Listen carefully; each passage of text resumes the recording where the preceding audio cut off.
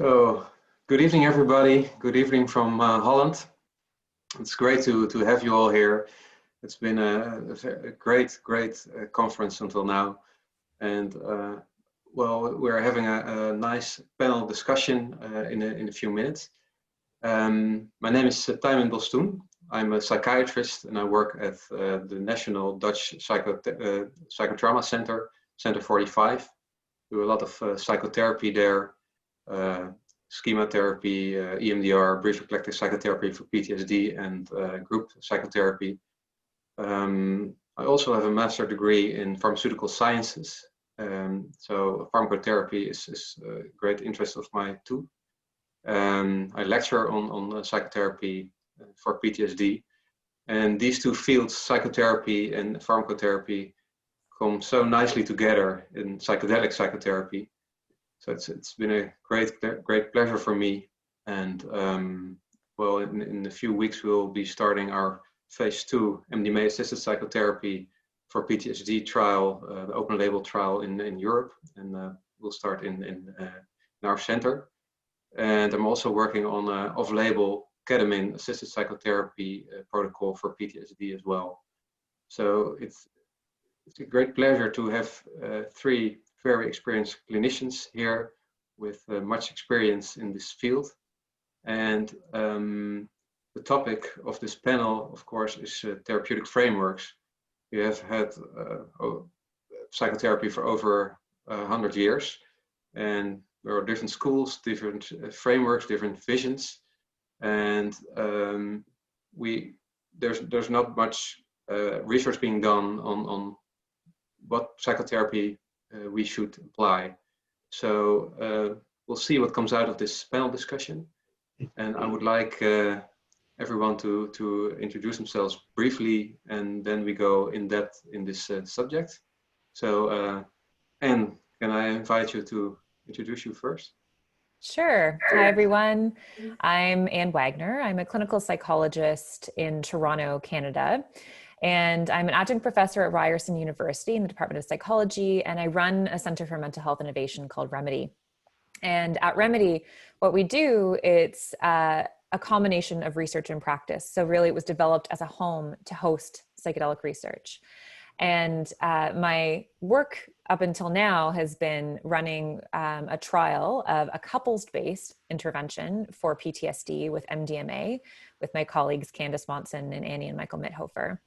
And we're working on a larger trial of that pilot trial because we had some really compelling results. So when I'm thinking about therapeutic frameworks, I think that's likely what I'm going to focus on today, is this concept of using couples therapy in treatments with MDMA and the different types of intervention that we can do. So we used a particular cognitive behavioral intervention for it, and I can speak more at length about that at another point, but I'll pass it on to introductions to someone else.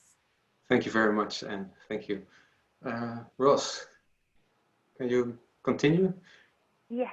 So like Anne, I'm also a clinical psychologist. I'm based in London, the UK, and I was the clinical lead of the psilocybin for depression study that happened at Imperial College London, which just finished. And I have now moved to join Synthesis Institute, where I'm the clinical director, and we are developing a group-based long-term therapy program for working with psilocybin. So still working with people with depression, but whereas at Imperial College we had the format which you'll often see in psychedelic studies using psilocybin for depression, which is one patient with two therapist guides. In the work we're doing at Synthesis, we're now developing a group protocol. So a group of people, 8 people, will go through a long-term, year-long therapy program as a group of 8. And the therapy retreat, the truffle retreat, so psilocybin-containing truffles, will be a group psychedelic therapy process too. So yeah, looking forward to saying a lot more about that, but I will pass over to Jeff. Thank you. Thank you. That sounds so wonderful. My name is Jeffrey Gus. I'm a psychiatrist and psychoanalyst in New York City. I've been in private practice here since 1995. I've also been involved in psychedelic research since 2006, when I was a study therapist and the director of psychedelic therapy training for the NYU study on psilocybin-assisted therapy for cancer-related existential distress. Since then, I've been involved as a study therapist in a number of other projects that are going on, looking at depression, PTSD, and alcoholism. Of late, I have shifted some of my attention in joining Fluence, which is an organization devoted to training in psychedelic integration therapy. And I teach reading study groups and clinical consultation groups as part of Fluence. So thank you, Timen and Just and ICPR for pulling this together and inviting us to speak. Much appreciated. Yes, great. Thank you very much, Jeff. So, Anne, back to you. Can you go a bit further into the intricacies of couples therapy and MDMA? Absolutely, my favorite topic. So, so interestingly, so MDMA's first clinical uses were in couples therapy, and it's been used in that context right from the beginning of its use in a psychotherapeutic frame.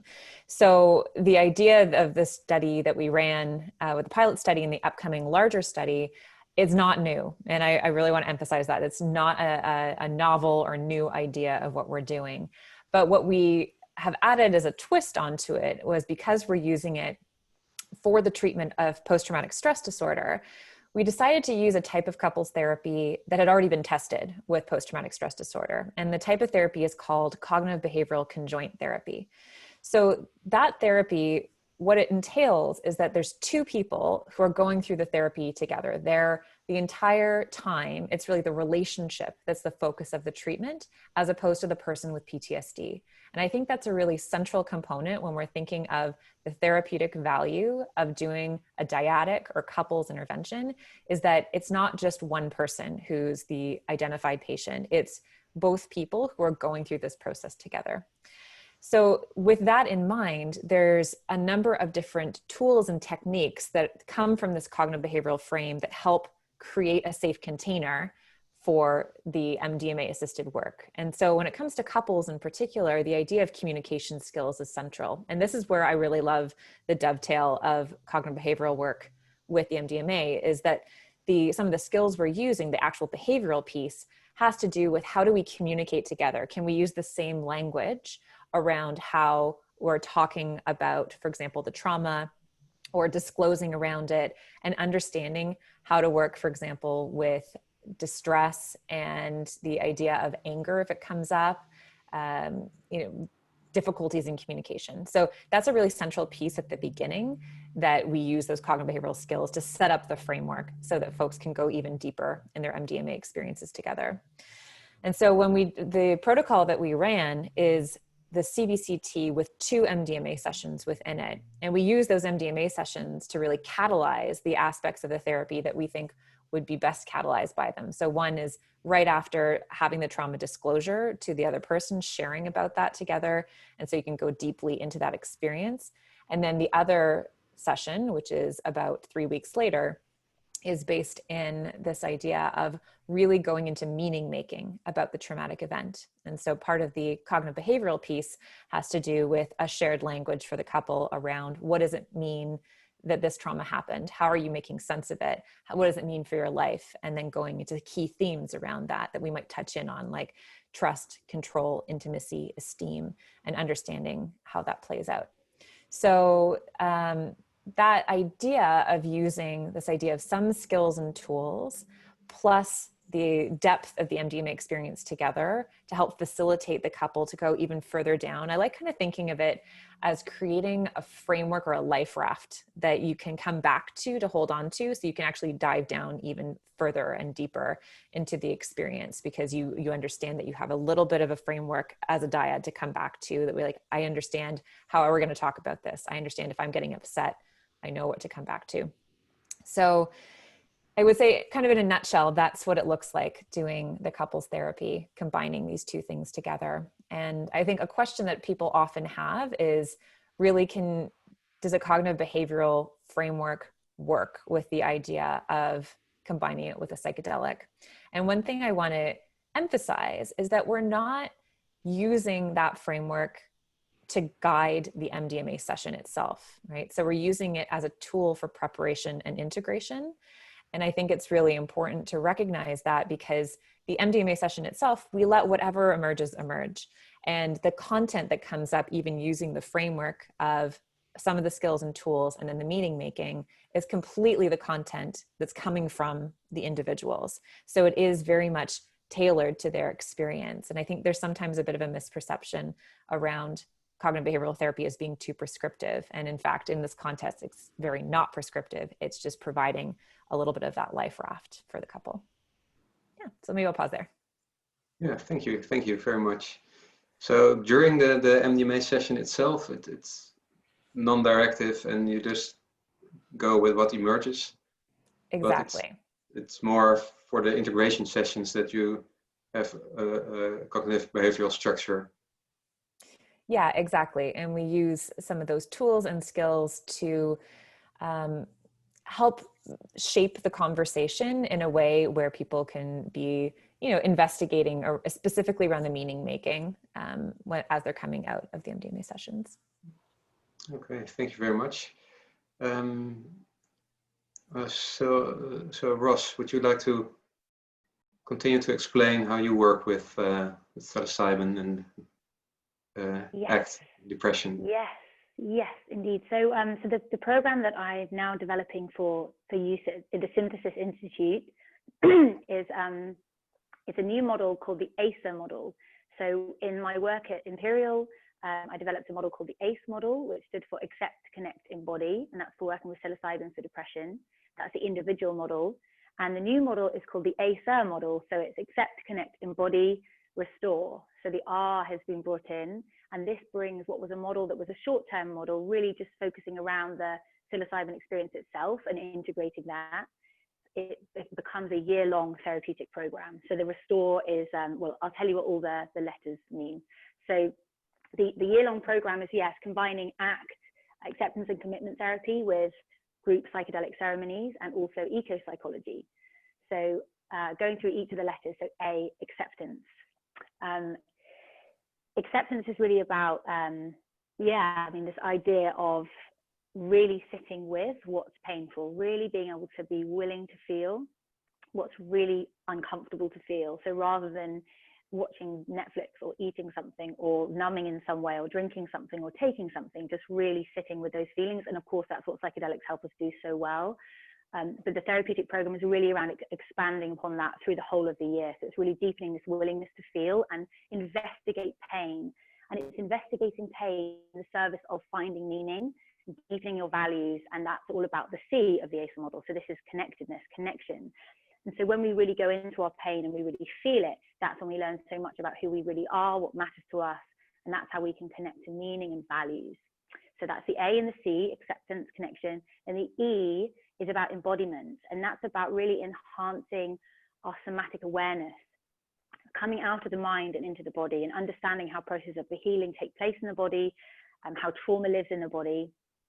And then the R, so this is kind of the new bit. And the R is about restoring the self to nature, restoring the self. I said that it was based around eco-psychology. So restoring the self to nature, in the sense of restoring the individual to the community, restoring the individual to an ecosystem, because we really believe that people don't heal on their own, they heal in connection with others.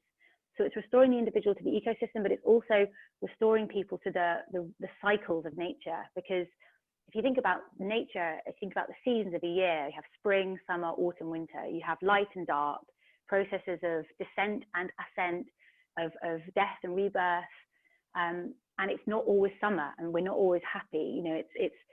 We go through phases, but our culture kind of, tricks us into thinking that we should always be in summer. We should be go, go, go all the time, and we should be, feeling good all the time. And I think for people with depression, that's particularly difficult, because if they are going into a period where they're feeling quite like they need to withdraw and they're feeling in a dark place, living in a culture where everything should be sunny all the time makes people feel much worse.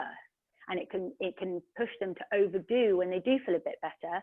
So as soon as they are feeling a bit better, they go, go, go, and then they exhaust themselves as well. So something about the R, the restore, is about restoring ourselves to the cycles of nature, accepting the processes of light and dark, allowing ourselves to go through it, and knowing that the darkest winter will come to an end. So it's really about living with a different rhythm. And part of the program is around actually eco-psychology, so doing work in nature. There's nature connectedness practices, there's therapy practices, there's monthly therapy workshops, and then of course there is a truffle retreat where people will meet in the Netherlands for a 5-day, 2-session truffle residential program, and all the preparation and integration that goes with that as well.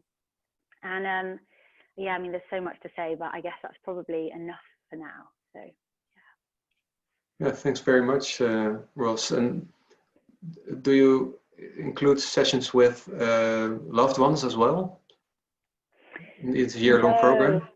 No, it's not. We very much focus on the group of 8. So the lots of the work is done over Zoom, these Zoom workshops and Zoom calls, and we focus on the group of 8, really building that ecosystem. So thinking about each person is like a kind of tree in a forest, and they become really connected to each other and really look after each other, like trees in a forest actually do. They kind of learn to take care of each other and communicate. So we focus a lot on building up this group, because then when they come to the Netherlands for their truffle residential program, they're fully bonded together. And so that experience is so much more meaningful when you're doing it with a group of people that you really deeply care about and know.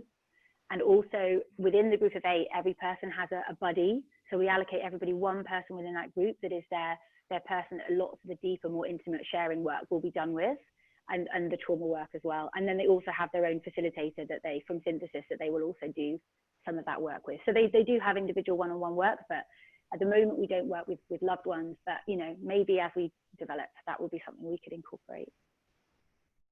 Thank you very much, Ross. So, Jeff, would you like to continue? Thank you. Thank you, Timon.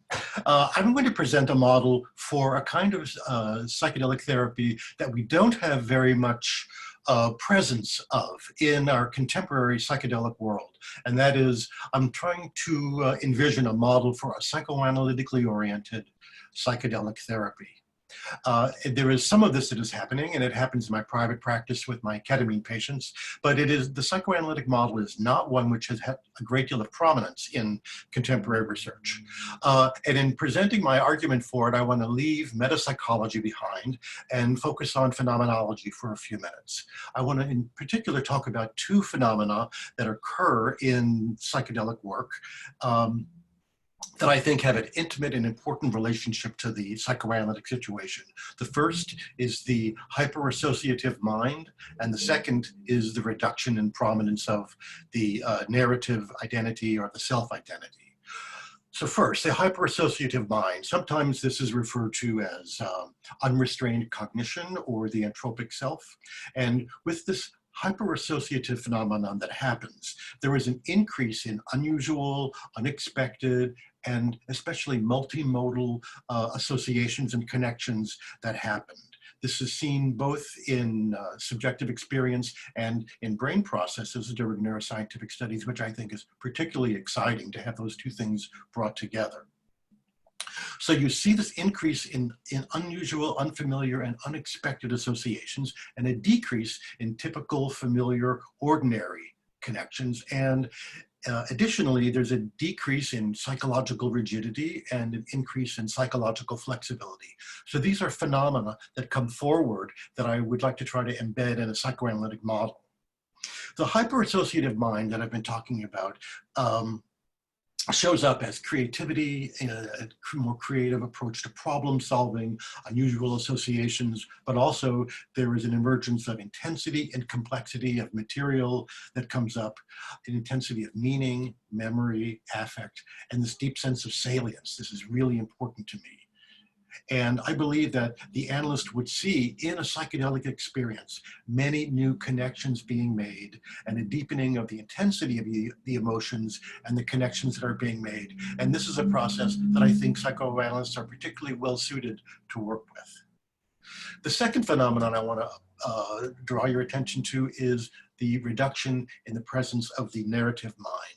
The narrative mind, or the narrative identity, is the part of ourselves that we tell ourselves and we think we are, who we are, where we live, what we do for a living, our relatives, what we like to think and do, and what our past and future hold for us. All of this is part of what's called narrative identity. Instead, with psychedelics, you can see a partial emergence, sometimes a great emergence of pre-reflective awareness, awareness that comes from internal body sensations, brain events, sensations from the outside world. And these lived experiences are of a self that is pre-narration, pre-reflection, and pre-language. This type of experience is what the British psychoanalyst Wilfred Bion called beta elements. When beta elements are thought, they are transformed into alpha elements. That is, they acquire meaning and language. The model that I want to offer asks how an analytically oriented clinician would hold and support these processes and use analytic wisdom, knowledge, and training to help the patient make sense of these phenomena. So of course, this would vary greatly from one analyst to another, from one analytic school to another, and from one patient to another. But I would like to call on Bion one more time and share a famous dictum or a piece of teaching from Bion, and that is that the analyst should approach the session without memory or desire. This means that the analyst is devoted to practicing unknowing, not knowing, and being ready to hear the strange, the unexpected, the peculiar, and the uncanny, coming from the unknown into a place of awareness. So this model for a psychoanalytic approach to psychedelic therapy is rooted in the belief that analytic process, analytic training, and the analytic attitude is particularly well suited to holding and supporting these phenomena, and additionally into helping the couple make meaning in a co-creation of meaning of what these phenomena have to do and how it might ameliorate their problems of living. Okay, thank you. Yes, thank you, Jeff. The question that comes to mind is how you say the analytic field is very well adjusted to work with these altered states and the experiential work, and but how would you adjust the way of working you would normally do with analytic therapy to psychedelic psychotherapy? Well, what I do in my private practice is as follows. I see people for psychotherapy, and their ketamine sessions are part of their treatment. And so all of the work we do is, in a sense, preparatory and integrative. And we develop a relationship with the medicine experience, and it becomes like a third force in the room that we each have a relationship to. So the things that are going on in the treatment, whether it's about memory, trauma, transference, political events, is then brought in relation not just to the analytic, mode of listening and the analytic institution, but also the medicine institution, what ketamine means, what these sessions mean, what the administration of these medicines directly to the patient mean, giving them a shot. All of this becomes part of how we understand this new powerful state that's now part of the psychotherapy. And in particular, it leads, in my experience, to a deepening of emotion, a deepening of meaning, and a depth of what might already be known, but it's felt at a deeper level. It isn't so much that new ideas flood, which I think is more true with the classical psychedelics, but a depth of experience and the importance of memory and painful memories, especially, being evoked and processed. And this happened with great depth using ketamine sessions in the context of an analytic therapy. Yeah, thank you very much. So let's have a look. There are some questions from the audience. There was a question directed to you, Anne, about before the couple intervention. Is there an individual intervention, or do you see both of them all the time? Yeah, it's a great question. So it's interesting. I'll answer that, but I'm going to just reflect on what I heard from Roz and Jeff, and really think, and some of my evolving thinking when it comes to therapeutic models with psychedelic assisted work, and comes out with the couples, is that, you know, we may each be using different frameworks to prep and to integrate, and really they from what I've seen so far, they all work, which I think is fantastic. And I think it really has to do with this idea of really bringing the best skills of the therapist in. And I think there's some, potentially we can investigate at some point, like some models may be really well suited for particular medicines or substances.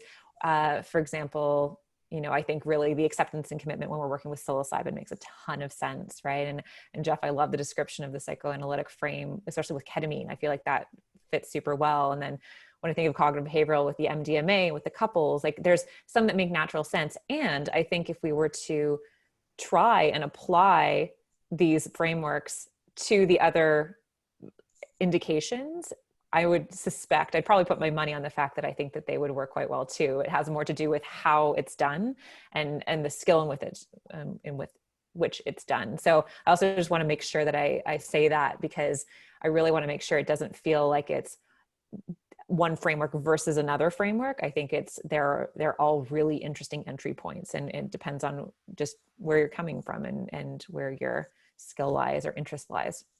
Okay, so going back to the Good point. I love that. It's a really great point. Really, really yeah. great. Thanks, Jeff.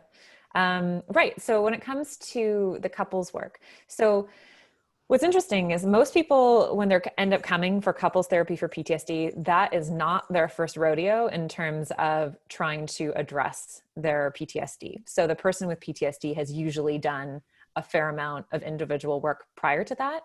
But when we're starting to work with them, we actually really explicitly don't do any individual work first. We do the whole process as a dyad. From, you know, the information sessions to the initial orientations. The only thing that's separate when we're doing it in a clinical trial is their assessments, because then we're just doing one-on-one around understanding what's happening with symptoms. But when we're thinking about the therapy framework, it's all done together. And sometimes people might have concern about that, maybe like that people wouldn't necessarily feel fully at ease in terms of going into all the details, or maybe wouldn't get the depth of experience.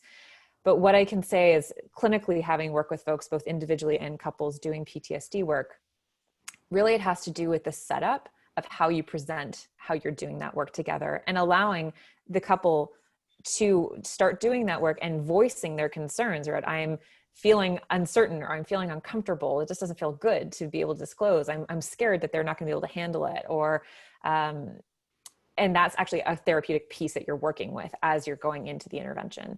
So yeah, long answer to a short question of no, we don't do any individual work first. It's all couples work.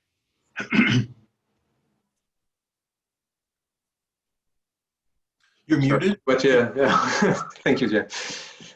Like you mentioned, that's a problem in general with psychotherapies, that they all seem to work, and it's very difficult to say this specific intervention has to be done at this point. It's the non-specific factors are so important, and like you said, the preparation, that's something that really is something we need to be aware of in psychedelic psychotherapy. In all therapies, it's very obvious that you have to have a good working relationship with your client or your patient, but in psychedelics it's probably even more important.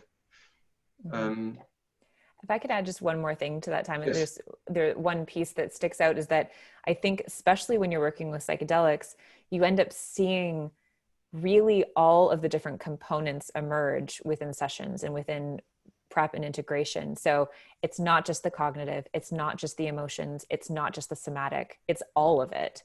And so I think we maybe do a disservice when we think there's only potentially one therapeutic model that's going to address everything that's emerging. And so I would love I think all the research is important to show that different models can work and that that's useful. But I would love to see, I mean, psychotherapy research in general and practice move away from the horse race of saying this one's better than this one, but rather they're probably all useful, and it would be amazing to be able to use all of the components that we see that work. I'll pause. And maybe if I can add to that, I completely agree with you, Anne. And I actually think that within the same clinic or team or organization, there is such room for different modalities, different theories working together. So just thinking about what Jeff was saying about the psychodynamic offering and perspective, I know that in the study, our supervisor was coming from a psychodynamic perspective, and having that in supervision when we're talking about our cases and psilocybin sessions, the psychodynamic perspective in that sense was so valuable. And so yeah, I think that even within these teams, it's wonderful to have a variety of modalities represented, because you can learn so much from that cross-pollination too. I'd like to answer a question that I read in the chat about the difference between a more of a psychoanalytic model I'm talking about and a Rogerian approach.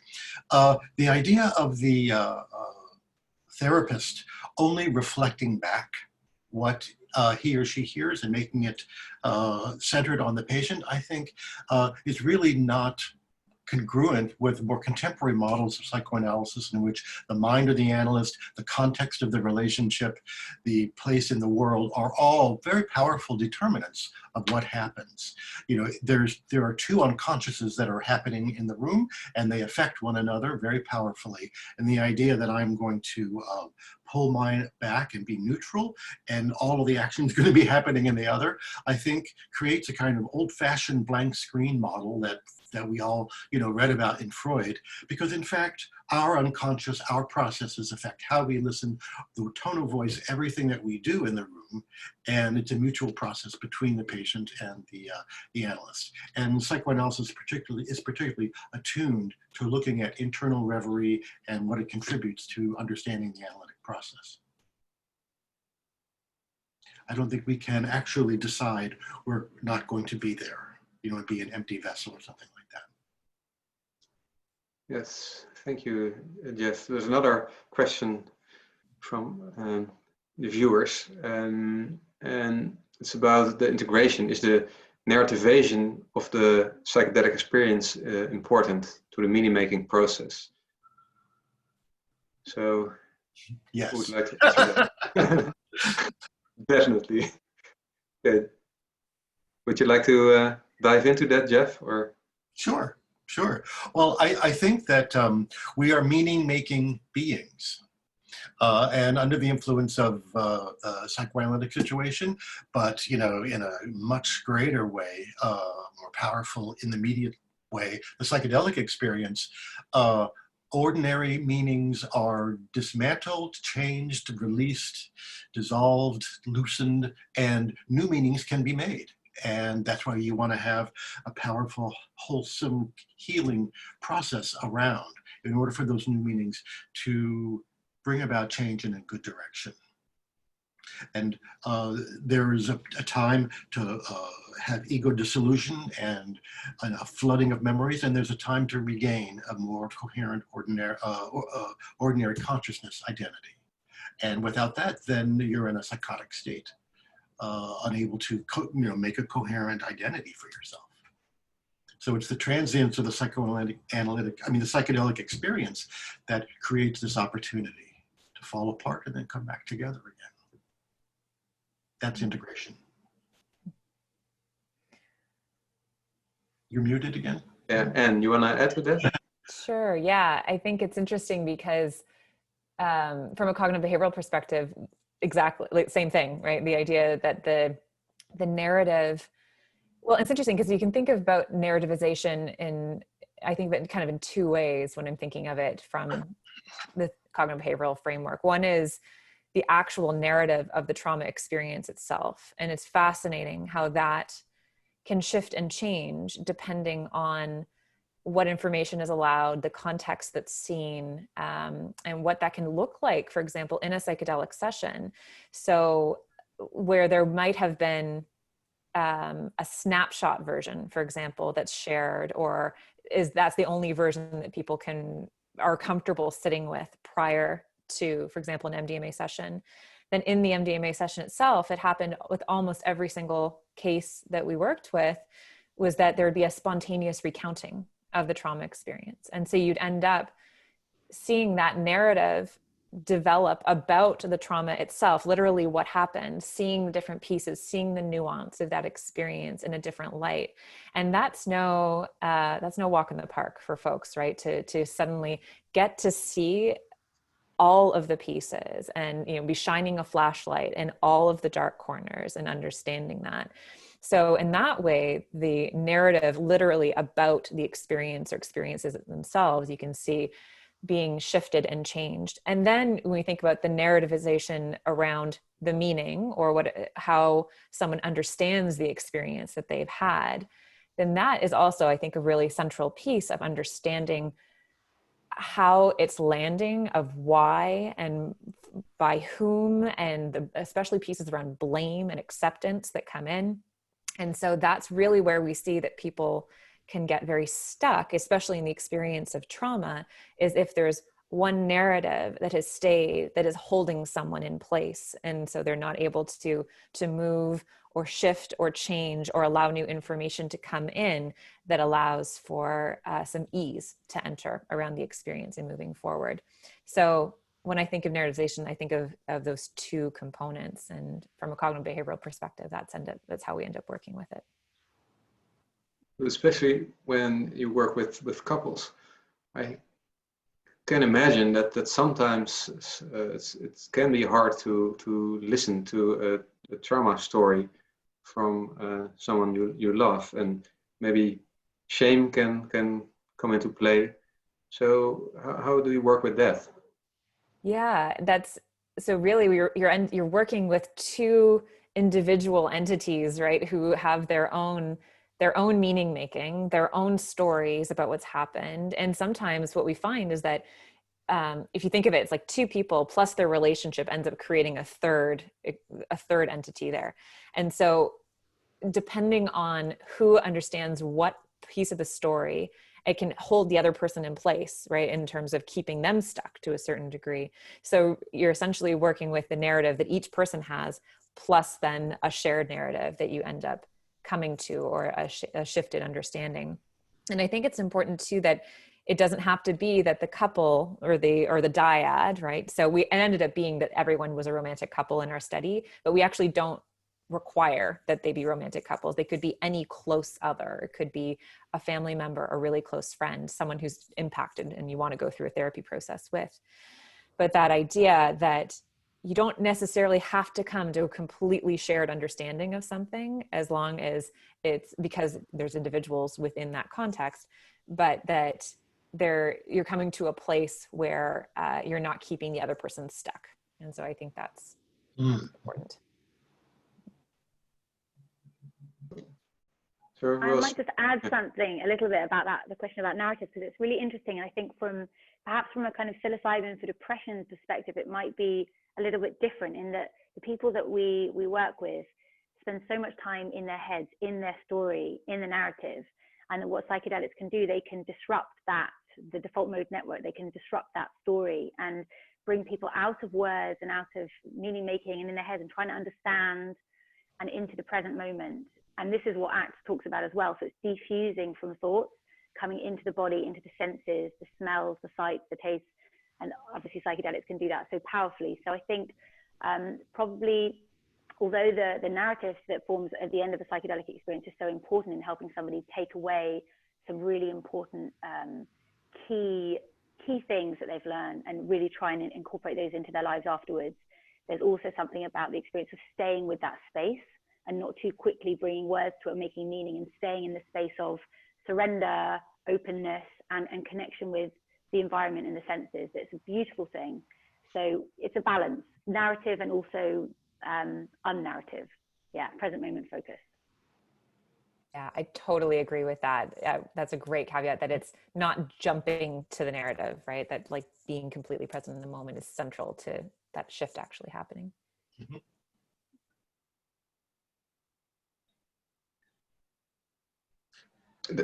there's this question for psychedelic therapeutic framework, similar to or different from psycholytic work. We heard about it from Torsten Passi and Peter Gasser. They like to stress that the psycholytic work is actually very helpful as well, and a bit forgotten nowadays. So, does any of you have any thoughts on the psycholytic work and how it would fit in your model? I certainly do. I don't think that it's really so easy to separate psycholytic from psychedelic work.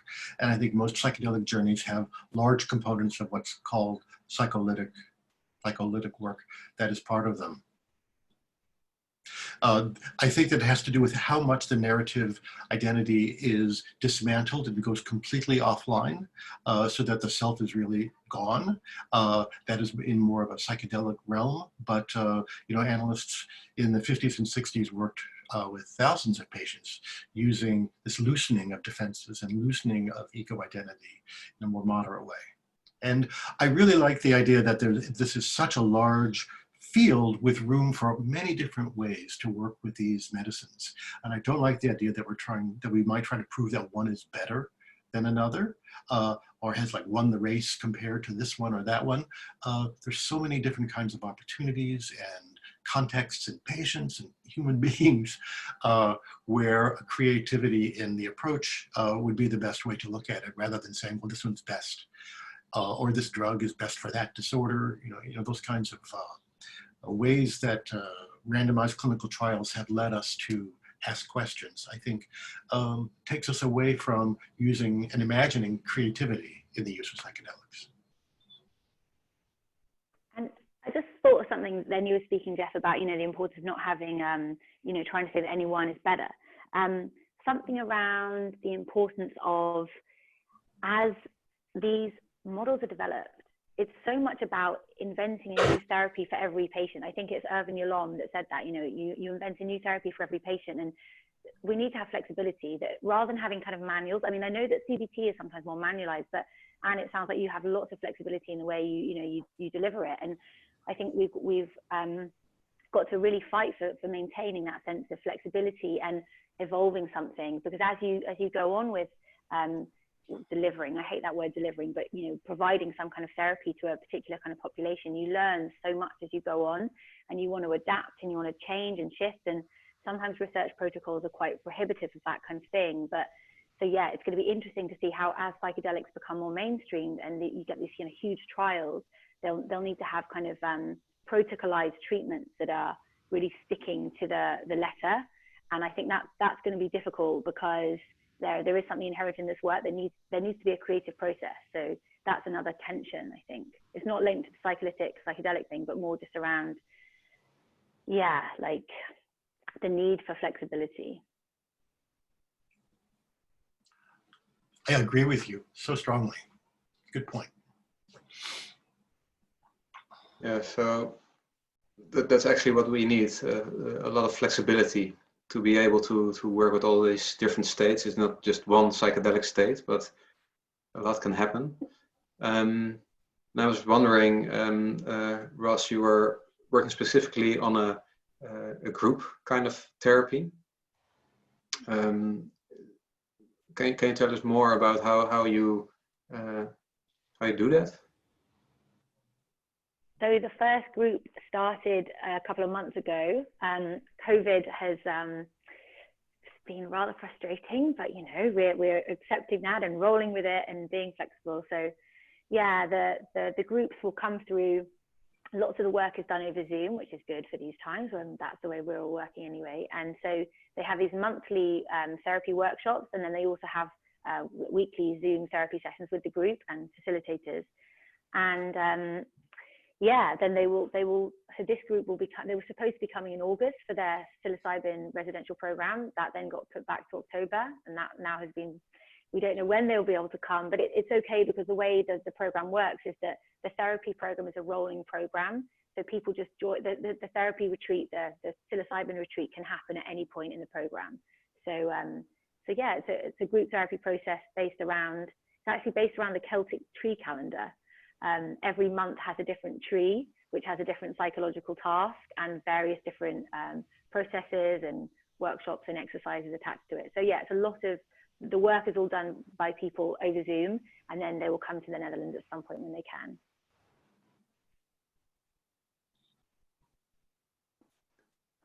Yeah, there's a question about the group therapy, if it's adaptive enough for the individual needs of a client. Can you elaborate on that, please? Yeah, I mean, we do have in the groups, the group retreats, that everybody will have their own facilitator. So there's one-on-one care for people. So we have a model where there'll be, it's a small group, 8 people, 8 facilitators. So if people do need that individualized care, they can have it.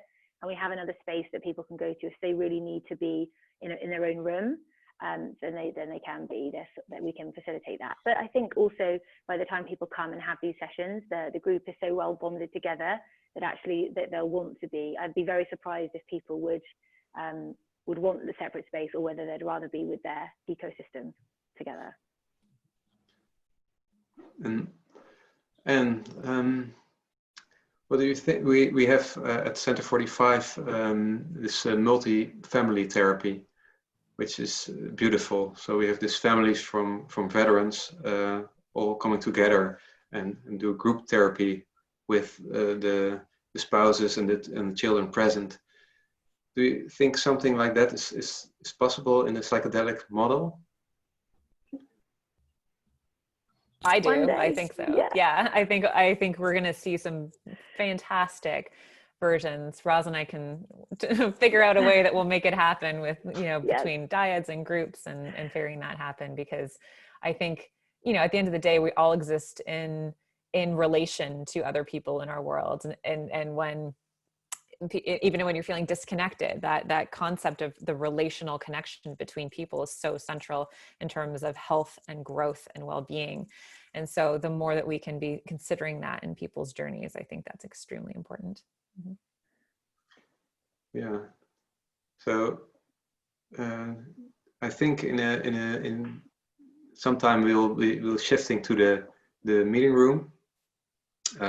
So maybe you have time for one question. I was thinking,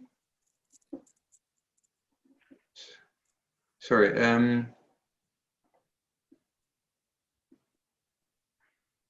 family therapy with psychedelics. Love it, someone says. Yeah, I think it would be really great. But of course, not everybody would feel for giving psychedelics to children, I think. But that's maybe something for the future. But I must say this multi-family therapy is incredible.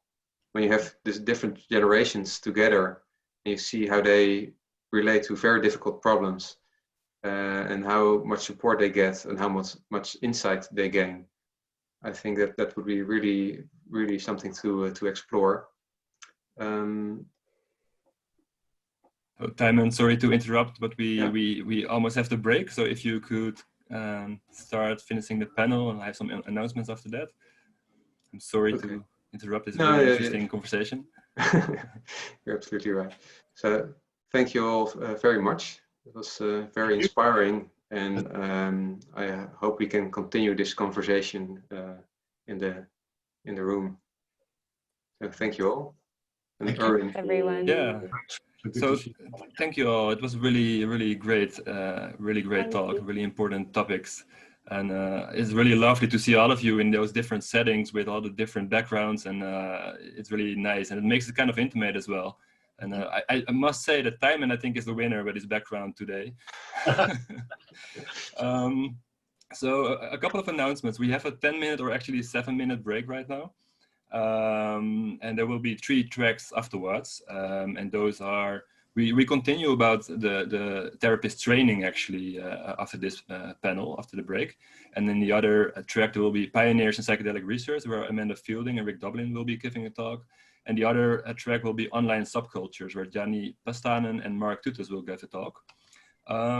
So yeah, thank you very much, all of you, and I'm looking forward to see you again. And please, I don't know if all of the speakers will be available, but we have a community chat or channel continuing from now on, and there you can continue the conversation if you want to participate. And the link should be in the chat in Zoom. So looking forward to see you all again. And yeah, question. Jeff, yeah.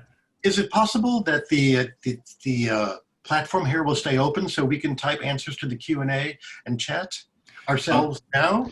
Unfortunately not. We wanted to have that, but we wanted to do that through Woofa, but the Q&A from Woofa was so laggy and buggy that we had to decide to move it all to Zoom. So the Q&A will be visible in the recordings of the talks, but unfortunately we cannot continue that part here. And I know it's a kind of a shame, but yeah, there is no other way at this point, I'm afraid. So thank you all again, and see you soon, all of you. Thank you. Jeff, for all, I will post the questions in the Whova chat, so they can be active there. So if you want, you can go to your talk in Whova, and you'll see the question there in a minute or two. Thank you. Great. Thank you. Thank you all. Bye. Thanks, everyone. Bye.